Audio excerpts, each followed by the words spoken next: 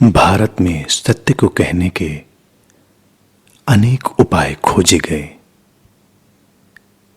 और जो भी बात कही गई बहुत स्पष्टता से उसे ये बताया गया कि वो एक अवधारणा है, कॉन्सेप्ट है। सत्य को कह पाने का तो कोई उपाय है ही नहीं।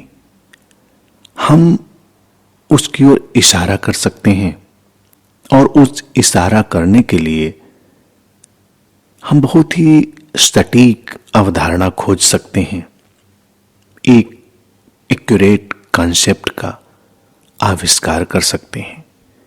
जितनी भी बातें कही गईं, अभिव्यक्त की गईं किसी के भी माध्यम से, वो बस एक कॉन्सेप्ट है। और भारत में सत्य के कॉन्सेप्ट को बताने के लिए केवल शब्दों का ही उपयोग नहीं किया गया, यहां मंदिरों का और मूर्तियों का उपयोग भी किया गया। वो भी एक अलग विज्ञान है। परिपूर्णता कहने में या अभिव्यक्ति में कभी आती भी नहीं, लेकिन उसके निकटतम पहुंचा जा सकता है। और इसी निकटतम अभिव्यक्ति की तलाश में भारत ने एक कॉन्सेप्ट दिया 64 योगिनियों का। 64 योगिनियों के यहां कुछ अभूतपूर्व अनूठे मंदिर भी बनाए गए। भारत में खजुराहो में, उड़ीसा में और मध्य प्रदेश में मुरैना और जबलपुर के पास भेड़ा घाट पे ये सब मंदिर स्थित हैं। उड़ीसा के मंदिर भी बड़े खूबसूरत हैं, प्रभावशाली हैं 64 योगिनियों के। और जबलपुर भेड़ा घाट का मंदिर भी नर्मदा के किनारे, वो भी बहुत अनूठा है। मेरा जाना भेड़ा घाट के मंदिर में हुआ है और वो जाना भी एक दैवी संयोग मात्र रहा। अब ये अवधारणा अगर देखें और उसका डिपिक्शन देखें तो बड़ा ही खूबसूरत है। इस मंदिर को एक गोल आकृति में बनाते हैं। केंद्र में गर्भगृह होता है, वहां पर शिव पार्वती की मूर्ति रखते हैं और मंदिर की परिधि पर गोलाई में 64 योगिनियों की मूर्तियां रखते हैं। मंदिर का जो स्ट्रक्चर है वो खुला हुआ होता है, ओपन है। उसके प्रांगण में तमाम तरह की साधनाएं, अकल्ट प्रैक्टिसेस एक वक्त में होती रही हैं। अब ये जो स्ट्रक्चरल डिपिक्शन है, ये बड़ा ही खूबसूरत कॉन्सेप्ट है।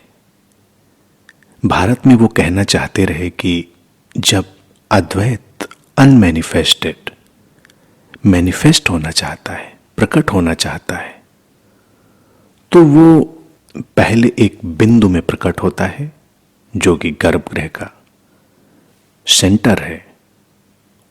वो उसकी ओर इशारा करता है और फिर कहते हैं उस बिंदु से द्वैत की अभिव्यक्ति होती है, शिव और शक्ति की, मैस्कुलिन और फेमिनिन जो एनर्जीज हैं, जो शक्तियां हैं, वो सक्रिय होती हैं। और जो शिव है वो जब शक्ति से मिलता है, यानी कि जो मैस्कुलिन एनर्जी है जब फेमिनिन एनर्जी से मिलती है, तो वो फेमिनिन एनर्जी, वो स्त्रैण ऊर्जा 64 रूपों में टूट जाती है और फिर उन्हीं के परम्यूटेशन कॉम्बिनेशन से पूरी सृष्टि रची जाती है। ये गोल दायरे का डिपिक्शन भी उसी ओर इशारा करता है, जैसे सब एक वर्तुल में घूम रहा है। आज हम जानते हैं हमारे चांद, तारे, ग्रह, नक्षत्र सब एक वर्तुल में घूम रहे हैं। संसार भी एक वर्तुल में घूम रहा है। हमारी वृत्तियां, हमारे विचार, हमारी भावनाएं, वो भी एक वर्तुल में घूम रही हैं, एक सर्कल में घूम रही हैं। और इस घुमाव से ही विकास घटता है, एक नई यात्रा शुरू होती है। और आम तौर से इन मंदिरों पर जब आप जाते हैं तो थोड़ी ऊंचाई पर इनको बनाते रहे हैं, और अक्सर मंदिर तक जाने की जो सीढ़ियां हैं, स्टेप्स हैं, उनकी संख्या 108 रही है, 108। और तुम देखोगे कि ये 108 का जो नंबर है भारत में बहुत उपयोग करते हैं। यहाँ माला होता है, उसके भी मन के 108 रखे जाते हैं। ये लोगों में घटे व्यक्तित्वों के प्रकार हैं। द्वैत की जो शुद्धतम अभिव्यक्ति है और उसका जो पीक एक्सप्रेशन है, चरम अभिव्यक्ति का ढंग है, वो स्त्री और पुरुष के रूप में प्रकट हुआ है। और जितने भी स्त्री पुरुष इस संसार में हैं, भारत मानता रहा है अपने गहरे अवलोकन, डीप ऑब्जर्वेशन के बाद, कि उन्हें 108 तरह के व्यक्तित्वों में तोड़ा जा सकता है। उनके जो पर्सनैलिटी टाइप्स हैं, वो सारे के सारे उसमें शामिल होते हैं। तो 108 सीढ़ियां उसी ओर इशारा करती हैं कि जितने भी व्यक्तित्वों के प्रकार हैं, उन सभी प्रकारों से उस ओर यात्रा की जा सकती है, मंदिर में प्रवेश किया जा सकता है। और अगर हम द्वैत की इस लीला को समझ लेते हैं, उससे कोई संघर्ष नहीं रखते हैं, तो हम अद्वैत, अनमैनिफेस्टेड सोर्स की तरफ बढ़ जाते हैं, जो कि हमारा होना है। हमारी जो वास्तविक स्थिति है, हमारी जो ओरिजिनल स्टेट है, वो अद्वैत की है।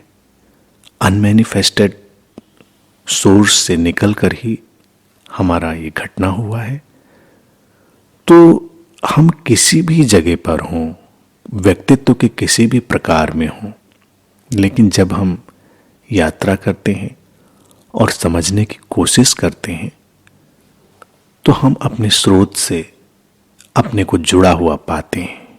स्रोत से जुड़ने की कोई चेष्टा नहीं किसी को करनी है, वो तो जुड़ा हुआ है, लेकिन उसका दर्शन, उसका अवलोकन, उसका रियलाइजेशन, वो महत्वपूर्ण है। और भारत में इन 64 योगिनियों के जो रूप उन्होंने रखे हैं, अगर उनको तुम देखोगे तो उसमें सारे भाव उन्होंने शामिल कर दिए हैं। सारा जो भाव जगत हो सकता है, ऊर्जाओं के जितने प्रकार हो सकते हैं, वो सब उसमें शामिल हैं। तो ये अपने आप में बड़ा ही खूबसूरत दर्शन है। मंदिर को अगर केवल मंदिर की तरह देखेंगे, वहाँ लोग पूजा अर्चना के लिए जाएंगे, तो वो अपने ढंग से खूबसूरत है। लेकिन अगर हम उसे एक कॉन्सेप्ट की तरह देखेंगे, तो वो हमारे लिए तमाम परतें खोलता चला जाएगा और हम सत्य के निकट और निकटतम आते चले जाएंगे। यही भारत की खूबसूरती है। यहाँ पर सत्य को अभिव्यक्त करने का कोई भी मौका चूका नहीं गया है। बातों से, शब्दों से जितना कहा जा सकता है उसे कहा गया, मूर्तियों से, मंदिरों से जितना कहा जा सकता है वो कहा गया। बस इसको समझना है तो अपने जो प्रेजुडिस हैं, पूर्वाग्रह हैं, उनको छोड़कर और अपनी तमाम तरह की जो बाहरी कंडीशनिंग हमने अपने ऊपर इकट्ठी कर ली हैं, उनको छोड़कर एक बार निर्भर होकर हमको देखना होगा, और तब हमारे लिए नए द्वार खुलेंगे।